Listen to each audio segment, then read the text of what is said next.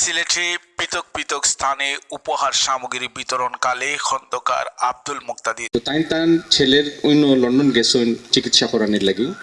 আপনারা সবর গেছে দরখাস্ত, আপনারা সবে আল্লাহর দরবারে দোয়া করতা আল্লাহ যেন তানরে সুস্থ করিয়া আবার এই দেশের ফেরত দেন, আর তাই বাকি জীবন যেন এই দেশের মানুষের খেদমতো তানরে আল্লাহ কবুল করুন, ও দোয়াটা আপনারা করতা। আমাদের রাজনীতি হোক দেশ ও মানুষের কল্যাণে বলে মন্তব্য করেছেন বিএনপি চেয়ারপারসনের উপদেষ্টা খন্দকার আব্দুল মুক্তাদির। আজ বৃহস্পতিবার 6 মার্চ সিলেট নগরীতে পৃথক পৃথক স্থানে উপহার সামগ্রী বিতরণকালে প্রধান অতিথির বক্তব্যে তিনি উপরোক্ত কথাগুলো বলেন।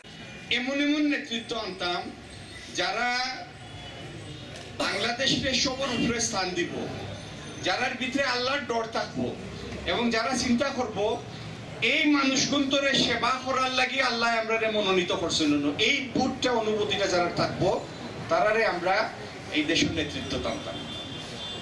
আর আমরা সচেতন থাকতাম কোন রাজনৈতিক দল যেতেন গেছই নিতেন তো গেছই, কোন রাজনৈতিক দল রাজনৈতিক পরিচয় লইয়া এই দেশের মানুষের উপরে আর যেন অত্যাচার করতে না পারে।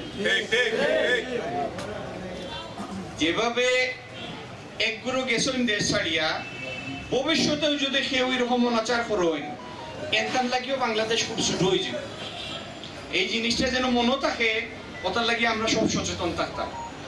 তিনি আরো বলেন, নগরবাসীর পাশে রমজান মাসের প্রথম দিন থেকে বিএনপির অঙ্গ সংগঠনের নেতাকর্মীরা বিএনপির ভারপ্রাপ্ত চেয়ারম্যান তারেক রহমানের নির্দেশে কাজ করে যাচ্ছে।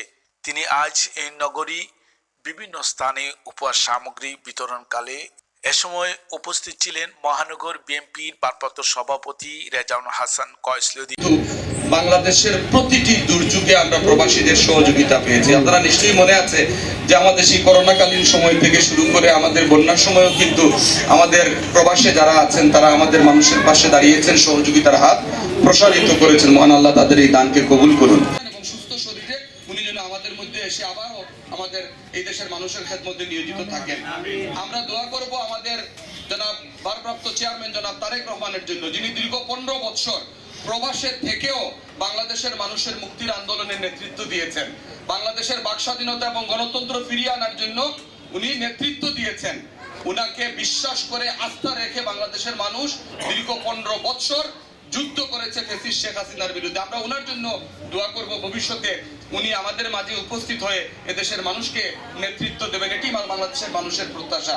বিএনপির সাধারণ সম্পাদক এমদাদ হোসেন চৌধুরী, মহান স্বাধীনতার ঘোষক, বাংলাদেশের মানচিত্রের উপকার, শহীদদের আদর্শ লালন করে ধারণ করে সেজন্য সুদূর যুক্তরাজ্য থেকে তার এই যে মাটির শিকড়ের টানে এই রমজান মাসে আপনাদেরকে উপহার দিচ্ছে।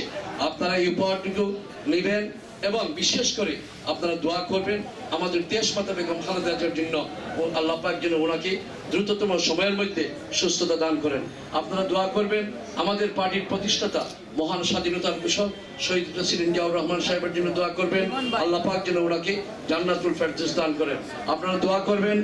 মহানগর যুবদলের সভাপতি শাহ নেওয়াজ বক্স চৌধুরী তারেক, জেলা যুবদলের সভাপতি অ্যাডভোকেট মোমিনুল ইসলাম মুমিন, যুক্তরাজ্য যুবদলের সাবেক সহ সাংগঠনিক সম্পাদক মুস্তাফিজুর রহমান খান মিনার, মহানগর স্বেচ্ছাসেবক দল নেতা দেওয়ান তারেক চৌধুরী সহ বিভিন্ন নেতৃবৃন্দ উপস্থিত ছিলেন।